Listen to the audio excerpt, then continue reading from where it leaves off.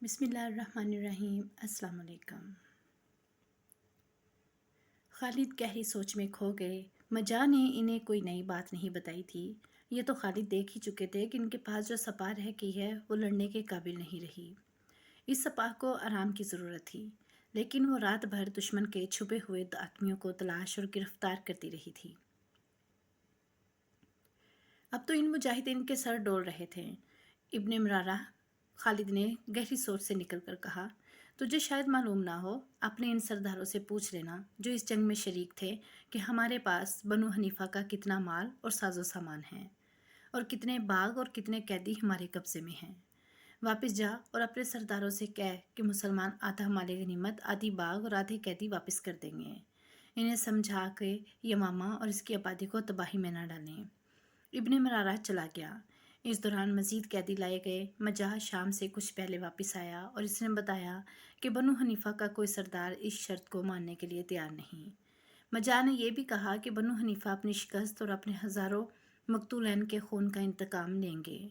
मेरी बात कान खोल कर सुन, इब्ने मरारा, खालिद ने झंझला कर कहा। अगर बनु हनीफा ये समझते हैं कि हम कलील तादाद होने की वजह से डर जाएंगे तो इन्हें जाकर कह दे कि मुसलमान कट मरेंगे, तुम्हें इंतकाम की मोहलत नहीं देंगे। गुस्से में ना वलीद के बेटे, मजाह ने मुस्कुरा कर कहा, हमारा जो माल एक गनीमत, बाग और कैदी तुम्हारे पास है, इनका चौथाई हिस्सा अपने पास रख ले, बाकी हमें दे दे और आज सुलह कर लें। सुलहनामा तहरीर होगा। खालिद एक बार फिर सोच में गए। मैं तुझे एक बार फिर खबरदार करता हूँ वलीद के बेटे, मजाह ने कहा, यह मेरा कमाल है कि मैंने बनु हनीफा को सुलह पर राज़ी कर लिया है। मैंने इनकी लानत मलामत बर्दाश्त की है। उन्होंने मुझे गद्दार भी कहा है। वो कहते हैं कि तुम मुसलमानों से इनाम लेकर हमें इनका गुलाम बनाना चाहते हो। वो कहते हैं कि हमारी तादाद अगर कम भी होती तो भी हम सुलह ना करते। हमारे पास ना साजो सामान की कमी है, ना खुराक की। इन चीज़ों की कमी है तो मुसलमानों को होगी। वो कहते हैं कि इतनी सख्त सर्दी में मुसलमान कब तक मुहासरे में बैठे रहेंगे। रातों की सर्दी को वो खुले आसमान तले बर्दाश्त नहीं कर सकेंगे। वो ये भी जानते हैं कि तेरी इस छोटी सी फौज के पास खैमे भी नहीं रहे। सोच ले इब्ने वलीद, अच्छी तरह सोच ले। अगर तुझे शक है तो ज़रा आगे जाकर ये मामा की दीवारों पर एक नज़र डाल और देख कर, एक दीवार तो किले की है और इसके ऊपर एक दीवार इंसानी जिस्मों की है। खालिद बेशक अपनी कमज़ोरियों से आगाह थे, लेकिन वो दुश्मन की हर शर्त मानने को तैयार नहीं हो सकते थे। वो अपने खैमे से बाहर निकल गए। इनके नायब सालार बाहर खड़े थे। सालारों ने बेताबी से खालिद से पूछा कि सुलह की बात कहाँ तक पहुँची है। मेरे साथ आओ, खालिद ने इनसे कहा। नायब सालार खालिद के साथ चल पड़ा। खालिद इन्हें बताते गए कि मजाह सुलहनामे की क्या शर्त लाया है। वो चलते गए और ऐसी जगह जा रुके जहाँ से यमामा शहर की दीवार नज़र आती थी। उन्होंने देखा कि दीवार पर, मेरा ख्याल है कि हमने मुहासरा किया तो हम नुकसान आदमी ही आदमी थे। मजाह ने ठीक कहा था कि शहर की दीवार के ऊपर इंसानी जिस्मों की दीवार खड़ी है। इससे साफ जाहिर होता था कि शहर में बहुत बड़ा लश्कर मौजूद हो। खालिद ने अपने नायब सलारों से कहा, दीवार पर जो मखलूक खड़ी है इसके तीर हमें दीवार के करीब नहीं जाने देंगे। हमारे पास मरवाने के लिए इतने ज़्यादा आदमी नहीं। मैं तो सुलह की राह दूंगा। एक नायब सलार ने कहा, जिस फितने को हम ख़त्म करना चाहते थे वो ख़त्म हो चुका है। एक और नायब सलार ने कहा, अब हम सुलह कर लें तो हम पर कोई उंगली नहीं उठा सकता। खालिद वापस अपने खैमे में आए और मजाह को बताया कि वो सुलह के लिए तैयार हैं। इसी वक्त सुलहनामा तहरीर हुआ, जिस पर खालिद ने खिलाफत की तरफ से, मजाह बिन मरारा ने बनु हनीफा की तरफ से दस्तखत किए। इसमें एक शर्त यह थी कि मुसलमान यमामा के किसी आदमी को जंगी मुजरम करार देकर कत्ल नहीं करेंगे। मजाह वापस चला गया। इसी रोज़ इसने यमामा के दरवाजे खोल दिए और खालिद को शहर में मदऊ किया। खालिद अपने सालारों और कमानदारों के साथ यमामा शहर के दरवाजे तक पहुँचे। उन्होंने ऊपर देखा, दीवारों पर अब एक भी आदमी नहीं खड़ा था। बुर्ज भी खाली थे। खालिद को तवक्का थी कि किले के अंदर इन्हें बनु हनीफा का वो लश्कर नजर आएगा जिसके मुतलिक मजाह ने इन्हें बताया था कि मुसलमानों को कुचल डालेगा, मगर वहाँ किसी लश्कर का नामो निशान न था। वहाँ औरतें थीं, बच्चे और बूढ़े थे। जवान आदमी एक भी नज़र नहीं आता था। औरतें अपने घरों के सामने खड़ी थीं, बाज़ मंडेरों पर बैठी थीं। इनमें ज़्यादातर औरतें रो रही थीं। इनके खामंद, बाप, भाई या बेटे जंग में मारे गए थे। इब्ने मरारा, खालिद ने मजाह से पूछा, वो लश्कर कहाँ है, देख नहीं रहे हो? इब्ने वलीद, मजाह ने दरवाज़ों के सामने छतों पर खड़ी औरतों की तरफ इशारा करके कहा। یہ ہے وہ لشکر جو شہر کی دیوار پر تیروں کمان اور برچھیاں اٹھائے کھڑا تھا۔ یہ عورتیں؟ خالد نے حیران سا ہو کر پوچھا۔ ہاں ولید کے بیٹے، مجاہ نے کہا، شہر میں کوئی لشکر نہیں، یہاں صرف بوڑھے آدمی ہیں جو لڑنے کے قابل نہیں، عورتیں ہیں اور بچے ہیں۔ کیا یہ ہمارے حملے کو روک سکتے تھے؟ خالد نے پوچھا۔ کیا عورتیں مقابلے میں آئی تھیں؟ نہیں ابن ولید، مجاہ نے کہا، یہ میری ایک چال تھی۔ شہر سے تمام آدمی لڑنے کے لیے چلے گئے ہیں، شہر میں کوئی جوان آدمی نہیں رہا تھا۔ میں اپنے قبیلے کو تباہی سے بچانا چاہتا تھا۔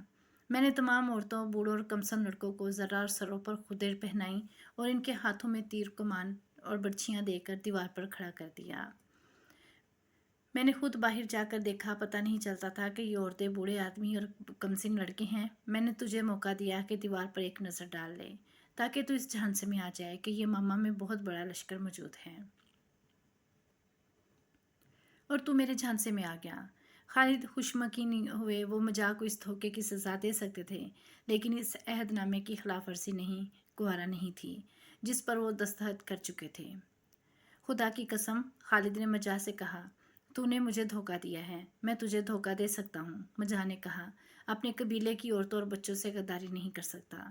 میں انہیں تیر تلواروں سے بچانا چاہتا تھا، میں نے انہیں بچا لیا ہے۔ تو خوش قسمت ہے کہ میں مسلمان ہوں۔ خالد نے کہا، اسلام معاہدہ توڑنے کی اجازت نہیں دیتا۔ میں صلح نامے پر دستخط کر چکا ہوں، ورنہ میں تمہاری ان تمام عورتوں کو لونڈیاں بنا لیتا۔ مجھے معلوم تھا کہ تو ایسا نہیں کرے گا، مجاہ نے کہا، لیکن ایک بات سن لے ابن مرارہ، خالد نے کہا، میں نے معاہدہ صرف یمامہ شہر کے لیے کیا ہے، اس میں ارد گرد کے علاقے شامل نہیں۔ میں پابند ہوں کہ یمامہ کے اندر کسی جنگی مجرم کو قتل نہ کروں۔ یمامہ کے باہر میں جسے سمجھوں گا اسے قتل کر ہونا چاہیے، اس کے قتل سے میں گریز نہیں کروں گا۔ ارتداد کا سب سے بڑا مرکز یمامہ تھا جو خالد نے اکھاڑ پھینکا اور جھوٹے نبی کو ہلاک کر کے اس کی لاش کی نمائش کی گئی۔ اس کے پیروکاروں سے کہا گیا کہ مسلمہ کے پاس معجزوں کی طاقت ہوتی تو تمہارے 40,000 سے زیادہ لشکر کا یہ حشر 13,000 آدمیوں کے ہاتھوں نہ ہوتا۔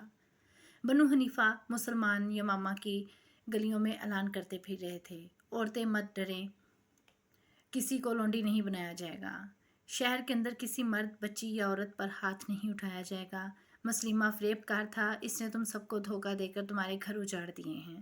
یمامہ پر خوف و ہراس اور موت کی ویرانی تھی، عورتیں شہر سے باہر نکلنے سے ڈرتی تھیں، انہیں مسلمانوں سے کوئی ڈر اور خدشہ نہیں رہا تھا، وہ اپنے آدمیوں کی لاشیں دیکھنے سے ڈرتی تھیں۔ وہ شہر کی دیوار پر جا کر باہر کا منظر دیکھتی تھی، انہیں گدھوں، گیدڑوں اور بھیڑیوں کی خوفناک آوازیں سنائی دیتی تھیں، یہ سب لاشیں کھا رہے تھے۔ یمامہ اور گرد و نواح کے لوگوں نے اتنی قتل و غارت کبھی دیکھی نہ سنی تھی، یہ تو قہر نازل ہوا تھا، گھر گھر ماتم ہو رہا تھا۔ اس بھیانک صورتحال میں لوگ اس غیبی قوت کے آگے سجدہ کرنے چاہتے تھے جس نے ان پر قہر نازل کیا تھا۔ مسلمانوں کی فوج میں قرآن کے حافظ اور قاری بھی تھے، انہوں نے لوگوں کو آیات قرآنی سنا کر بتانا شروع کر دیا تھا کہ انہیں تباہ کرنے والی غیبی طاقت کیا ہے۔ مورخ لکھتے ہیں کہ بنو حنیفہ کے جو آدمی بھاگ گئے تھے ان کی تعداد کم و بیش 20,000 تھی، وہ یوں لاپتہ ہوئے کہ ادھر ادھر چھپ گئے تھے۔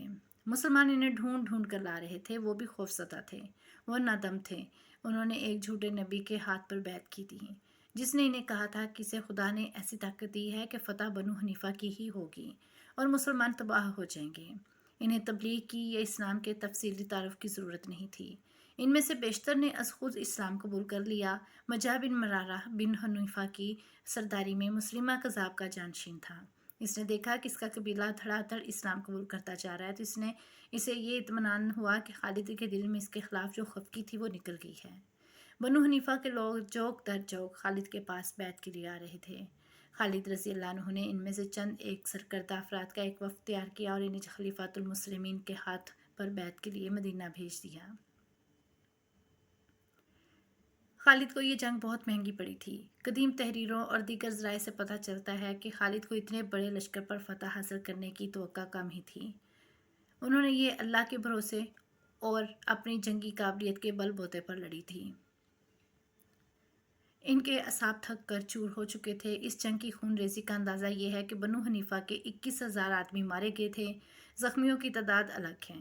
اس کے مقابلے میں شہید ہونے والے مجاہدین کی تعداد 1,200 تھی۔ इनमें 300 शहीद कुरान के हाफिज थे।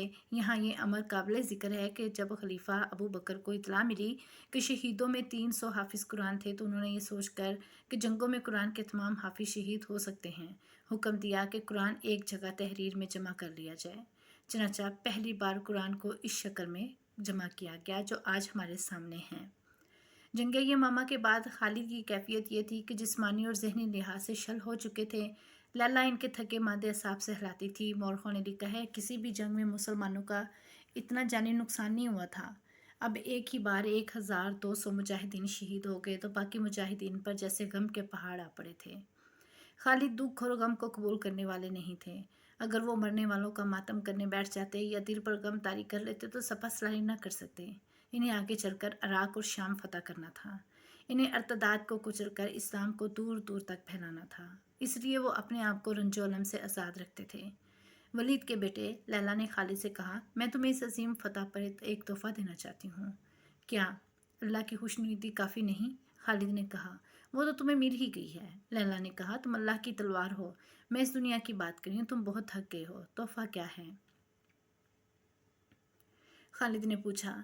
मजा बिन मरारा की बेटी। लैला ने कहा, तुमने इसे नहीं देखा, मैं इसके घर गई थी, बहुत खूबसूरत है। ये मामा का हीरा है, वो तुम्हें चाहती भी है। कहती है कि खालिद अजीम इंसान है जिसने हम पर फतह पाकर भी ऐलान किया है कि किसी औरत को लौंडी नहीं बनाया जाएगा। हालांकि से ये मामा की औरतों ने धोखा दिया था। इस दौर में अरबों के यहाँ सौकन का तस्वर नहीं था। खालिद रज़ी अल्लाह अन्हु ने मजा बिन मरारा से कहा कि वो इसकी बेटी के साथ शादी करना चाहते हैं। मौरखों ने लिखा है कि मजा इतना हैरान हुआ जैसे इसने गलत सुना हो। क्या कहा तूने वलीद के बेटे? मजा ने पूछा। मैं तुम्हारी बेटी के साथ शादी करना चाहता हूँ। खालिद ने अपनी बात दोहराई। क्या खलीफा अबू बकर हम दोनों से खफा ना होंगे? मजा ने कहा। मजा के सही अल्फाज ये थे, क्या खलीफा हम दोनों की कमर ना तोड़ डालेंगे? खालिद इसी बात पर इसरार करते रहे कि वो मजा की बेटी के साथ शादी करेंगे। आखिर उन्होंने इस हसीन और जवान लड़की को अपने अकद में ले लिया। ये खबर मदीना पहुंची तो खलीफातुल मुस्लिमीन अबू बकर सिद्दीक ने खालिद को खत लिखा। ओ वलीद के बेटे, तुम्हें क्या हो गया है? शादियां करते फिरते हो? तुम्हारे खेमे के बाहर 1200 मुसलमानों का खून बह गया है। तुमने शहीदों का खून भी खुश्क नहीं होने दिया। ये उमर बिन खताब की कारस्तानी है। खालिद ने एक खत पढ़कर ज़ेरे लब कहा। याद रहे कि ये अजीम सहाबा की आपस की गुफ्तगू है जिनका सब कुछ अल्लाह और रसूल अल्लाह सल्लल्लाहु अलैहि वसल्लम पर निसार था। बाज़ नाकबत अंदेश मंजर पस मंजर जाने बगैर उनसे बदगुमानियाँ पैदा करने की कोशिश करते हैं। उनकी रिफ़तों के अदराक के लिए रगों में हलाल खून का होना शर्त अव्वल है। ये मामला सरजनश के हद पर ही ख़त्म हो गया। खलीफा अबू बकर ने खालिद को यह पैगाम भी भेजा कि वो यमामा के इलाके में रहें और अगले हुक्म का इंतज़ार करें। खालिद मजा की बेटी और लैला को साथ लेकर यमामा के करीब वादी वबर में जा खैमासन हुए। 2 माह बाद इन्हें अगला हुक्म मिला। फरवरी 633 के पहले हफ्ते ज़िक़त 11 हिजरी के आखिरी हफ्ते के एक दिन खलीफा अबू बकर सिद्दीक से मिलने एक शख्स आया जिसने अपना नाम मसना बिन हारसा शबानी बताया। खलीफा के लिए और अहले मदीना के लिए वो एक गैर अहम बल्कि गुमनाम आदमी था। अगर ऐसा शख्स किसी बादशाह के दरबार में जाता तो इसे वहाँ से निकाल दिया जाता, लेकिन अबू बकर किसी अकलीम के बादशाह नहीं बल्कि शहनशाह दो जहाँ के खलीफा थे जिनके दरवाजे पर हर किसी के लिए खुले रहते थे। ये शख्स जब खलीफा अबू बकर सिद्दीक रज़ी अल्लाह अन्हु के पास आया, इस वक्त इसके चेहरे पर थकन और शब बेदारी की गहरी परछाइयाँ थीं। कपड़ों पर गर्द थी और वो कुदरती रवानी से बोल भी नहीं सकता था। क्या मुझे कोई ये बता सकता है कि अजनबी कौन है?